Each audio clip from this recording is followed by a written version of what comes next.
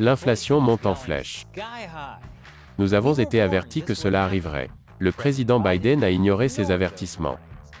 Mais Biden n'est pas le seul à blâmer.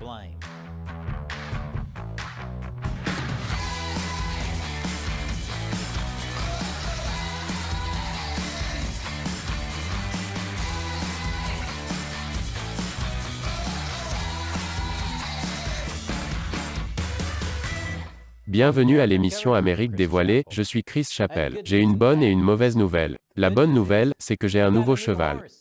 Avec le prix de l'essence si élevé, je ne peux plus me permettre de conduire. Ces gens ont eu la bonne idée. La mauvaise nouvelle, c'est que l'inflation a atteint un nouveau record depuis 40 ans en mai et qu'elle ne semble pas vouloir se ralentir. Avec l'augmentation des prix des denrées alimentaires, il ne suffit pas de changer de monture pour éviter le racket. Le prix de l'essence ressemble à du braquage. Ils sont trop élevés. C'est ridicule. En moyenne, nous payons maintenant plus de 5 $ le gallon, un record de 16 centimes en une semaine et 2 $ de plus qu'il y a un an. Le prix de l'essence a contribué à alimenter une inflation qui n'a jamais été aussi élevée depuis 40 ans. Prenez les produits d'épicerie. Le lait en hausse de 20% en un an. Les œufs en hausse de 75%. Ou le logement. Le loyer moyen coûte 15% de plus. Vous voulez partir cet été? Le prix des billets d'avion a augmenté de près de 40% par rapport à l'année dernière. Eh bien, mes projets d'été s'envolent. Quels étaient mes projets d'été? Ne pas payer 75% de plus pour une omelette. Mince, j'attendais ça avec impatience. En mai, l'inflation est passée à 8,6%. Cela signifie que les prix sont en moyenne 8,6% plus élevés qu'en mai dernier. C'est encore pire dans certaines régions. Dans le sud, l'inflation atteint 9,2%. Il s'avère que ce sont surtout les prix dans le sud qui vont encore augmenter. Cette inflation est en grande partie due à l'augmentation des prix de l'énergie, des denrées alimentaires et des véhicules. Et selon une analyse, elle coûte aux Américains en moyenne 460 $ de plus par mois. Les familles à faible revenu sont particulièrement touchées. Vous savez, ceux à qui les démocrates ont promis d'aider. Sans vouloir faire de procès d'intention, faire confiance à une promesse faite par des politiciens, c'est comme laisser son hamster dans un aquarium de piranhas. Je suis davantage surpris que vous soyez étonné que Mr. Knibbel ait été mangé. En réponse, la Réserve fédérale a annoncé une énorme augmentation des taux d'intérêt pour tenter de ralentir l'inflation. La Réserve fédérale avait essayé d'augmenter lentement les taux d'intérêt. Mais cela n'a pas arrêté l'inflation. Le problème, c'est que s'il augmente trop, l'économie pourrait tomber en récession. C'est une situation classique de perdant-perdant. L'administration Biden n'a pas vu cela venir. L'année dernière, le président Biden disait que l'inflation était temporaire. Le consensus dominant est que l'inflation va augmenter un peu puis redescendre. Personne ne parle de cette grande chose, vous savez. Nous savons aussi qu'avec le retour en force de notre économie, les prix ont augmenté. Certaines personnes se sont inquiétées du fait que cela pourrait être le signe d'une inflation persistante. Mais ce n'est pas notre avis. Nos experts pensent et les données montrent que la plupart des augmentations de prix que nous avons observées sont été attendues et devaient être temporaires. Mince. Tout cela a pris une tournure pire que le guacamole. Et presque aussi rapidement aussi. On en est arrivé au point où la secrétaire au Trésor Janet Yellen a dû admettre qu'elle s'était trompée dans ses prédictions. Était-ce une erreur, Madame la secrétaire, de minimiser ce risque d'inflation? Est-ce que cela a contribué au problème que nous voyons tous en ce moment? Écoutez, je pense que je me suis trompée à l'époque concernant la trajectoire que prendrait l'inflation. Le Washington Post a félicité Yellen pour avoir sagement admis son erreur sur l'inflation. C'est drôle. Dans le passé, quand j'admettais mes énormes erreurs au travail, on ne me traitait pas de sage. On m'appelait chômeur. Mais Yellen n'a pas admis que les politiques de Biden avaient quelque chose à voir avec l'accélération de l'inflation. Au lieu de cela, elle a joué la comédie en s'excusant à moitié. Au moins, j'espère qu'elle joue l'idiote. Nous savons que nous sommes dans le pétrin si c'est le meilleur scénario possible. Alors quel est le rapport entre la politique de Biden et l'inflation? Je vous le dirai après la pause. Bon retour. L'inflation explose et personne dans l'administration Biden ne veut en prendre la responsabilité. Même après avoir admis qu'elle avait tort, Janet Yellen a déclaré que l'inflation était une surprise. Eh bien, lorsque j'ai dit que l'inflation serait transitoire, ce que je n'avais pas prévu, C'est un scénario dans lequel nous finirions par être confrontés à de multiples variantes de Covid qui mettraient à mal notre économie et les chaînes d'approvisionnement mondiales.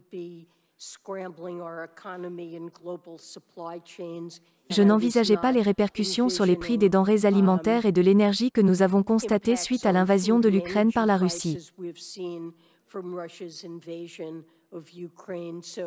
Le président Powell avait lui-même indiqué que tous deux nous aurions probablement pu utiliser un meilleur terme que transitoire. Oui, vous pensez? Aussi, comment se fait-il que vous soyez toujours surpris par les nouvelles variantes de Covid? Nous en avons nommé tellement que nous sommes à plus de la moitié de l'alphabet grec à ce stade. Biden lui-même continue de rejeter la faute sur le président russe Vladimir Poutine. Le rapport d'inflation d'aujourd'hui a confirmé ce que les Américains savent déjà. La hausse des prix de Poutine frappe durement l'Amérique. Je fais tout ce qui est en mon pouvoir pour freiner la hausse des prix de Poutine et faire baisser le coût de l'essence et de la nourriture. Tout ce qui est en son pouvoir. Sauf, vous savez, admettre qu'il a quelque chose à voir avec ça. Dans une tribune publiée dans le Wall Street Journal, Biden a rejeté la faute sur la Réserve fédérale, en déclarant que la Réserve fédérale avait la responsabilité première de contrôler l'inflation. Il y a une part de vérité dans cette affirmation, sur laquelle je reviendrai plus tard. Mais Biden ne s'en sort pas indemne. À ce stade, je suis surpris qu'il ne mette pas aussi en cause l'effet papillon. Vous voyez, les papillons à l'autre bout du monde ont provoqué la pénurie de lait maternisé en le buvant alors qu'ils étaient encore de petites chenilles très affamées. Pas ma faute. Sous Biden et Trump, le gouvernement fédéral a émis 5,9 trillions de dollars de fonds de secours en cas de pandémie. Naturellement, ils ont fait la chose la plus responsable possible. Emprunter plus d'argent. Mais cet argent qu'ils empruntent doit venir de quelque part, alors la Réserve fédérale l'a imprimé. Bon, la Réserve fédérale n'imprime pas vraiment de l'argent.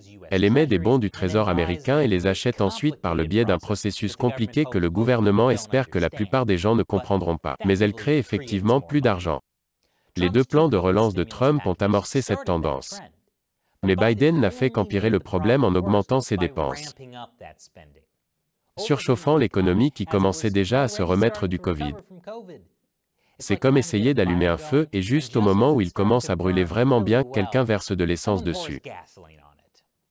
Car malgré ce que le gouvernement veut vous faire croire, imprimer plus d'argent augmente l'inflation. Même des économistes libéraux comme l'ancien conseiller d'Obama Larry Summers ont averti de ces risques.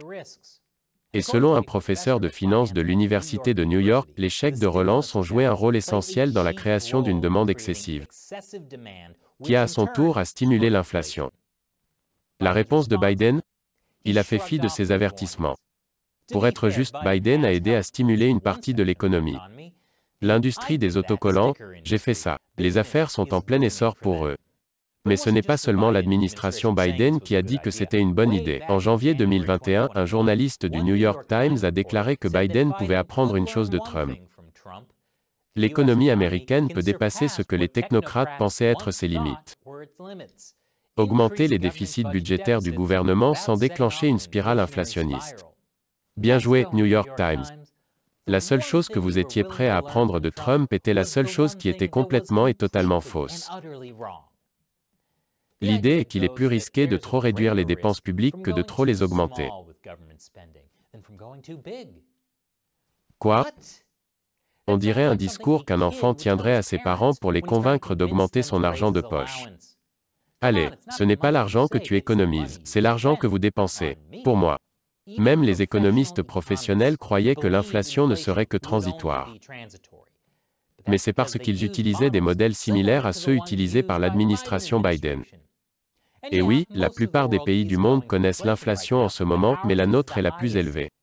Une analyse réalisée pour la Banque de la Réserve fédérale de San Francisco a révélé que l'inflation américaine avait dépassé l'inflation dans les autres pays développés. C'est en grande partie grâce au fonds de secours de la pandémie. C'est vrai, bébé, l'Amérique est numéro 1. USA, USA.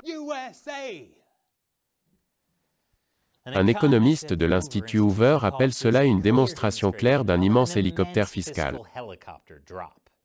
C'est quand l'argent apparaît dans les comptes bancaires des gens comme s'il était lâché d'un hélicoptère. Vous savez, comme un chèque de relance qui apparaît juste sur votre compte bancaire. Les termes économiques sont amusants. Le fait est que, lorsque vous imprimez de l'argent et que vous l'envoyez en masse sur les comptes bancaires des gens, vous obtenez de l'inflation. Mais peut-être que Trump et Biden ne sont pas à blâmer pour la situation actuelle. Peut-être devrions-nous remercier la Réserve fédérale d'avoir lâché la balle.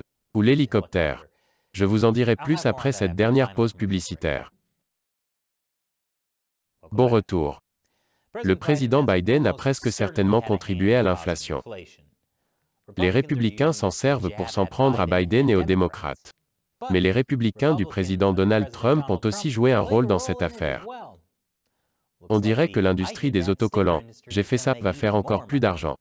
S'il y a une chose sur laquelle les républicains et les démocrates sont d'accord, c'est que la Réserve fédérale a sa part de responsabilité. Après le crash de la pandémie de 2020, la Réserve fédérale a commencé à imprimer de l'argent pour soutenir le marché boursier. Cette vidéo date de mars 2020.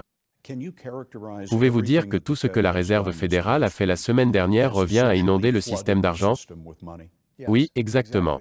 Et il n'y a pas de limite à votre capacité à faire ça, il n'y a pas de limite à notre capacité à le faire. Et ça a marché. Les prix des actions sont remontés. Mais cela a aussi créé d'autres problèmes. Cela a donné un signal au gouvernement fédéral que l'impression d'argent est la solution. Et donc le président Trump a utilisé les dépenses déficitaires pour payer l'aide au coronavirus.